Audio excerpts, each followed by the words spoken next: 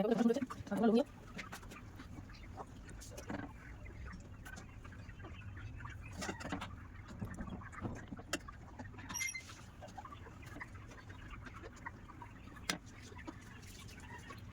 বন্ধুরা, তো আমি আজকে আবার অন্যদিনের মতো নতুন একটা রেসিপি নিয়ে এসেছি। আজকের রেসিপি হচ্ছে ফুলকপির ডালনা। আর এই ফুলকপির ডালনাটা কিন্তু আমি একদম অনুষ্ঠান বাড়িতে যেমন হয় তেমনভাবে আমি রান্নাটা করব। তোমরা সবাই শেষ পর্যন্ত ভিডিও স্কিপ না করে পাশে থেকে দেখার জন্য অনুরোধ রইল। তো প্রথমে দেখো, আমি 5-6 টুকরো আদা নিয়ে নিয়েছি, 5টা কাঁচা লঙ্কা, 1 চামচ জিরা। তো এগুলো আমি জল দিয়ে ভিজিয়ে রেখে দেবো, পরে বেটে নেব। আর একটা বাটিতে 1 চামচ পোস্ত আর 4-5টা কাজু বাদাম দিয়ে আমি কিছুক্ষণের জন্য ভিজিয়ে রাখবো।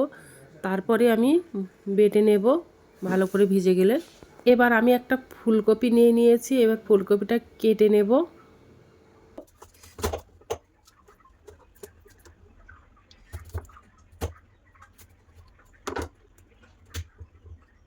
তো দেখো, ফুলকপি আর আমি 2টো আলু নিয়ে নিয়েছিলাম, আলুগুলো চৌকো চৌকো করে কেটে নিয়েছি। আর এবার 2টো টমেটো কেটে নেব, টমেটো দুটো কেটে পেস্ট বানিয়ে নেব। সবজি কাটা আর মশলাগুলো বানানো কমপ্লিট হয়ে গেছে, এবার আমি রান্নাটা করে নেব। তো দেখো, উনানে আমি একটা কড়াই দিয়ে দিয়েছি, কড়াইটা গরম হয়ে গেছে। এবার আমি ওর মধ্যে সরিষার তেল দিয়ে দেব, আর পুরো রান্নাটাই আমি সরিষার তেল দিয়ে করব। তো তেল গরম হয়ে গেছে, এবার যে আলুগুলো আমি কেটে রেখেছিলাম ওই আলুগুলো দিয়ে দেব, দিয়ে ভাজা করে নেব।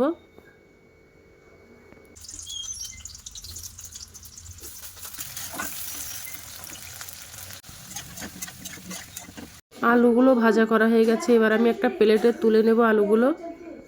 এবার ফুলকপিগুলো ভাজা করে নেব।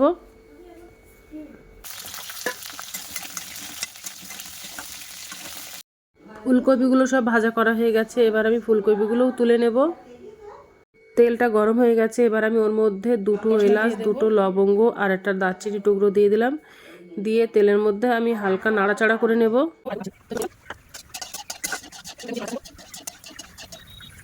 তেল থেকে এবার একটা সুন্দর গন্ধ বার হচ্ছে। তো আমি আগের থেকে 2টো মিডিয়াম সাইজের পেঁয়াজ বেটে রেখেছিলাম, ওই পেঁয়াজ বাটাটা দিয়ে দেব, দিয়ে আমি হালকা লাল লাল করে ভাজা করে নেব।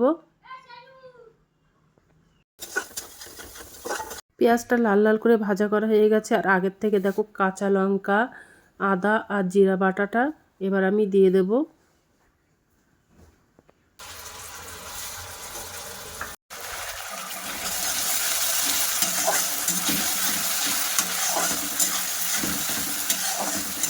তো হালকা লাল লাল করে ভাজা করে নেব, যতক্ষণ আদা কাঁচা লঙ্কার কাঁচা গন্ধটা না চলে যায় ততক্ষণ কষিয়ে নেব।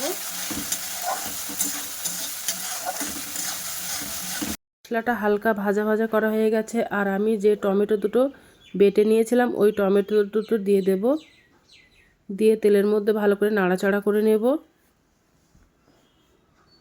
টমেটোটা দিয়ে ভালো করে কষিয়ে নিয়েছি, এবার আমি ওর মধ্যে 1/2 চামচ হলুদ গুঁড়ো দিয়ে দেব, আর 1/2 চামচ কাশ্মীরি লাল লঙ্কার গুঁড়ো দিয়ে দেব, দিয়ে তেলের মধ্যে ভালো করে নাড়াচাড়া করে নেব।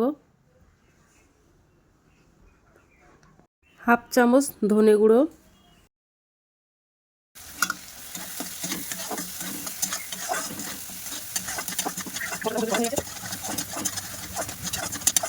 এবার যে বাদাম আর পোস্তটা বেটে রেখেছিলাম ওই পেস্টটা দিয়ে দেব,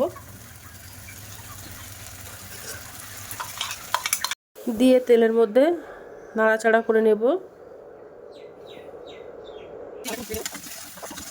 আর ওর মধ্যে একটু জল দিয়ে দেব, বাদাম মিক্সার ধোয়া যেটা সেটা দিয়ে দিলাম।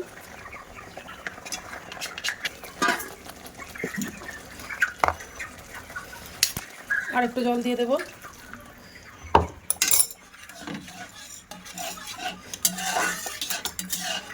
একটু লবণ দিয়ে দেব।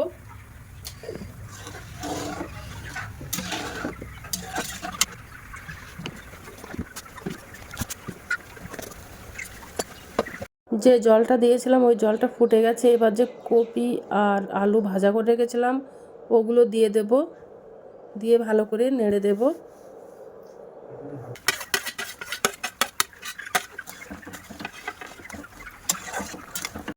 এবার জাল দিয়ে ভালো করে আলু আর কপিটা গলিয়ে নেব আর উনানের জালটা মিডিয়াম করে দেব। ফুলকপিটা প্রায় হয়ে গেছে, এবার আমি ওর মধ্যে বাদাম ছড়িয়ে দেব। আমার কাছে মটরশুঁটি নেই, তোমাদের কাছে যদি মটরশুঁটি থাকে তাহলে ওটা দিতে পারো। তো দেখো প্রায় হয়ে গেছে আর ফুলকপি আলুটাও গলে গেছে।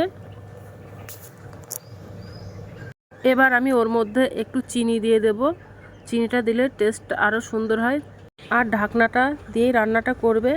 আর এবার ঢাকনাটা তুলে দেব, দিয়ে আমি ওর মধ্যে কিছুটা পরিমাণে কিশমিশ দেব। কিশমিশটা দিলে কিন্তু খুব সুন্দর লাগে খেতে, তার জন্য দিয়ে দিলাম। এবার একটু খোয়া ক্ষীর দেবো, আর অনুষ্ঠান বাড়িতে কিন্তু এই খোয়া ক্ষীরটাই দিয়ে থাকে।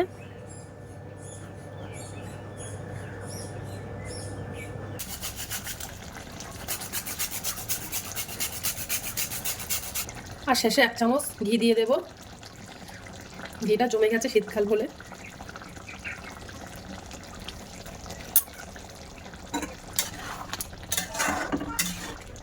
তো আমার রান্নাটা হয়ে গেছে, একদম অনুষ্ঠান বাড়ির মতো রান্নাটা হয়েছে। তোমরা একবার হলে বাড়িতে ট্রাই করতে পারো, আর এই রান্নাটা কিন্তু অসাধারণ।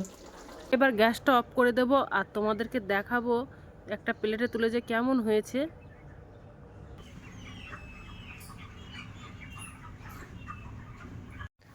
তো দেখো কতটা লোভনীয় হয়েছে।